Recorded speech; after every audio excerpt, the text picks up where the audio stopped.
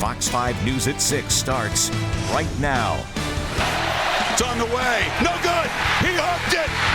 And Georgia is going to survive.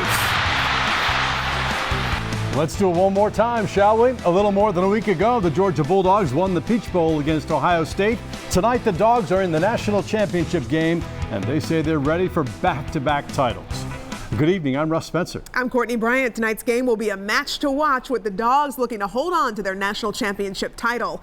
In an hour and a half, Georgia will take on TCU at SoFi Stadium. We have team coverage from Athens all the way to Los Angeles, and we begin tonight with Fox 5 anchors Christine Spiro and David Chanley. Unfortunately, outside SoFi Stadium in the elements, guys.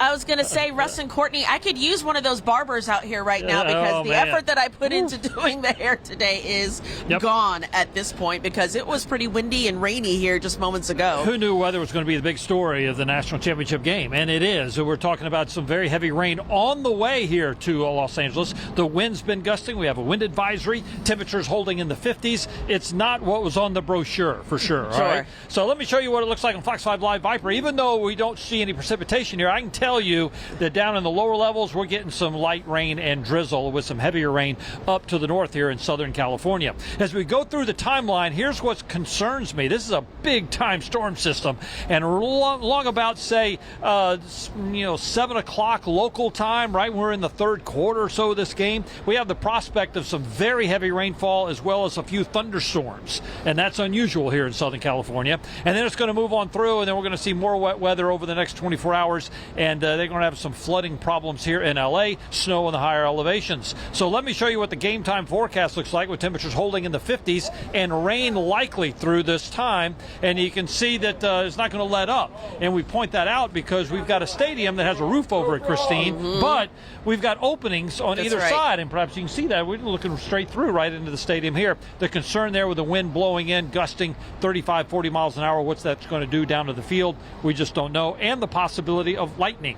And so we'll see how that transpires. And with it being just that hybrid stadium, the fans are going to be exposed to some of those elements depending on where you're sitting in the stadium. And you've talked about it before. They've had to postpone a game here before because of the weather. 2 years ago, the Chargers and Raiders Monday night game was delayed because of lightning, and you wouldn't expect that in a dome stadium. All right, so we've run into all sorts of fans here. It's been really exciting to see how excited the fans are to make the trek here. All right, so I found a group out of Athens, Georgia, and they've been tweeting since Friday, because that's when they left Athens, Georgia in a car, all right? With the intention of arriving in Southern California, and they're calling it a trip to the ship. And these are four guys that had a wild idea when Georgia won the Peach Bowl. Hey, let's get in a car and drive across the country.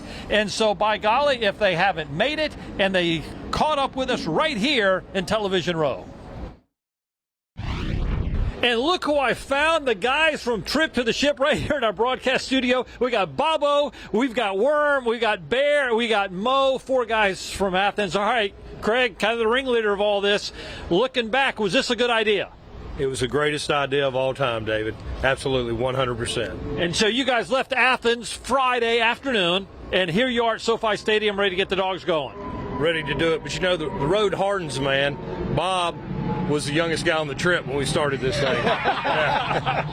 So anyway, it's fantastic, and we're excited to be here. All right, so these four guys in that Chrysler Pacifica, you're here. Everybody wants to know, how you getting back? Well, we were doing a round trip, and then actually the youngest guy on the trip, Wormy, he said, "No way, we're getting a airplane, and we're ditching the minivan." All right, Trip to the Ship. You can follow them on Twitter. You guys are here. Hey, let's go Dogs. Go Dogs! Go Dogs! They had a great spirit about it. They really didn't roll in here until this morning. All right. Unbelievable. The last time I talked to them, they were in Palm Springs early this morning at daybreak. I mean, 2,500 miles. That's a long way in the minivan. Oh man, they gotta stick it out though. They gotta ride back, But they're like, no way. We're hopping on a plane. No way. I love it, and I love their nicknames. Yes, those are way too funny. I think they're aliases. Yeah. Well, we have got team coverage for you here of Georgia making it back to the national championship game. Our Justin Felder inside SoFi Stadium. And Justin, the big headlines for each of these teams: Georgia hoping to go back-to-back, and TCU has quite the Cinderella story. And Christine, I'll tell you what, those fans you just spoke to may have traveled the most miles to get here, but the Georgia Bulldogs had quite a journey of their own. Here in Los Angeles the past few days, one of the questions we've been asking everybody on the Georgia team, coaches, is it tougher to get to this point or to stay at this point, as the Bulldogs have? And almost to a man, they've said it's tougher to sustain that success, and they're trying to get back to the mountaintop again. It took a thrilling last-second Peach Bowl victory over Ohio State to return to the national title game. Georgia knows they're on the precipice of history of being rare repeat champions, and they're ready for the challenge. Georgia done been in the moments that we believe should have been or could have been, and the fact that we're doing it now will show how hard this team worked, dedicated, and how locked in we took it into this game of football. Every year that should be the goal. You don't play just to, win 5 games. Your goal is to come back here every year. Being around Lorenzo, Nick Chubb, Sony, all those guys, see how they led the tradition of the Georgia standard. I was able to learn at a young age, and just knowing the standard here and what it takes to win championships. You sweat together, you bleed together, and it's to create a program that's like this, and extremely proud of that, and proud to be a part of it. Georgia trying for their second straight national title. Their opponent, TCU, they haven't won a championship since 1938. The Horned Frogs were picked to finish towards the bottom of the Big 12 this year, and they're tired of hearing about the mighty SEC. They know they're facing the #1 team, and they are just fine being called underdogs, ready to settle it on the field. Obviously, we hear it, but we try not to really pay attention to it, No matter where we go, everybody's going to talk. We've been counted out for so long, and so many things as far as college football sports period. A lot of people don't really think the Big 12 has what it takes to do certain things, and obviously I feel like up to this point we proved that, so all we got to do is come out and keep proving that.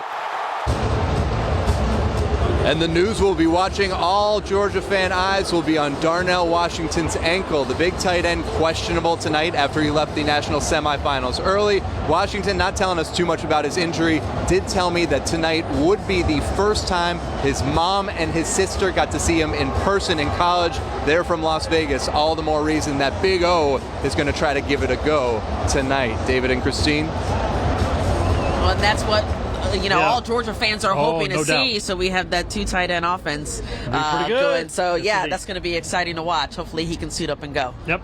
All right, so folks are excited here. They're excited back home in Athens, Georgia. All right, and that's where our Angelique Proctor joins us. And folks are going to pack in the Stegman Coliseum for a little watch party. How's the mood out there, Angelique? Oh my gosh, David, I got to tell you, these students are so excited. This enthusiasm is contagious. Now, these doors don't open until 6:30, but I want you to take a look behind me at the number of people who are already in line to cheer on the Dogs. Red and black is everywhere.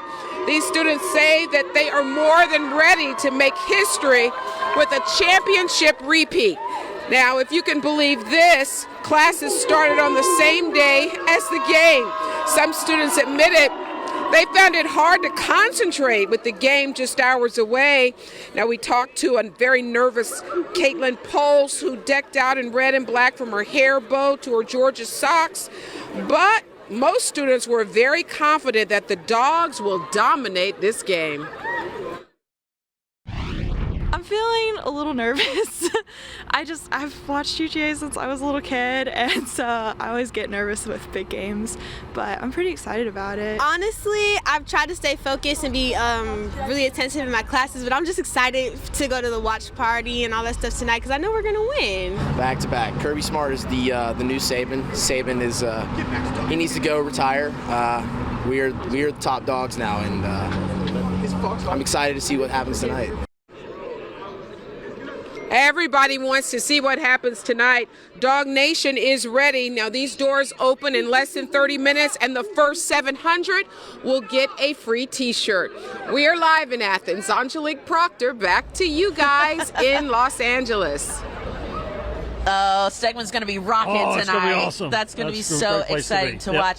Hey, we do want to send a huge shout out and congratulations to former Georgia head football coach Mark Richt, who is being inducted into the College Football Hall of Fame. So proud of Coach Richt and how he represented the university and the job that he did here. So he and Catherine are celebrating tonight, and hopefully continue celebrating. I just want to quickly read a part of his tweet. He says it's very humbling, and he wants to thank all of his assistant coaches, players, support staff, admin, and family, most of all his wife, Catherine, and he says, thank you, Lord. So you know how much we all love Mark Richt, and send a huge congratulations to him.